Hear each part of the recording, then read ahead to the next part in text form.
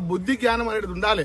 ఇవాళ గౌరవ ముఖ్యమంత్రి గారు తీసుకున్న నిర్ణయంలో మరి 6 గ్యారంటీల పథకంలో మరి 100% మేము చేస్తున్నటువంటి తరుణంలో మీరు జీర్ణించుకోలేక మరి మత్స్యసీమత లేని మాటలు మాట్లాడితే ఎవరు కూడా చెప్పరు. ఇలా రైతాంగం ఆలోచిస్తుంది. అప్పుడు మేనిఫెస్టోలో మాట్లాడినటువంటి మరి హరీష్ రావు గారు నేను 2 లక్షలు రుణమాఫీ చేస్తే నేను రాజీనామా చేస్తాను. మరి ఎక్కడ ఏ సంధిలో పడవు మిత్రమా? 7 అడుగులు బుల్లెట్ అది ఇలాంటివి ఎక్కడ పోతివి?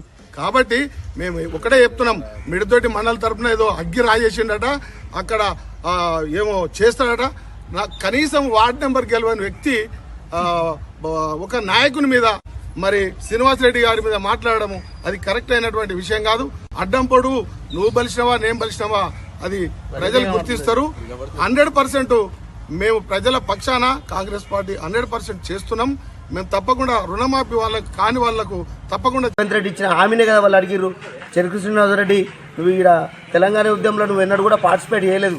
మీ అజయ్ కూడా ఆయన తెలంగాణకు వ్యతిరేకంగా మాట్లాడితే మేము మా మిడిదొడ్ల హనుమాన్ టెంపుల్ దగ్గర కంచేసి ఆయన నువ్వు ఊళ్ళకి రాకుండా చేసినాం. నిన్ను కూడా ఇట్లా పిచ్చి పిచ్చి మాటలు మాట్లాడి నీ చెంచాగలతో ప్రెస్ మీట్ పెట్టించి వ్యక్తిగతమైనటువంటి దూషణలకు దిగితే మాత్రం మేము ఊరుకునేది లేదు. ఎంపీపీ కూడా ఇష్టం ఉన్నట్టు మాట్లాడుతుండు. చెరుకు శ్రీనివాసరెడ్డి నీ గల్లీలో తీయనం. ఎంపీపీ కూడా తెలంగాణ ఉద్యమం ఎన్నడూ కూడా లేడు. ఆయనను కూడా ఇక్కడ తిరగనీయం.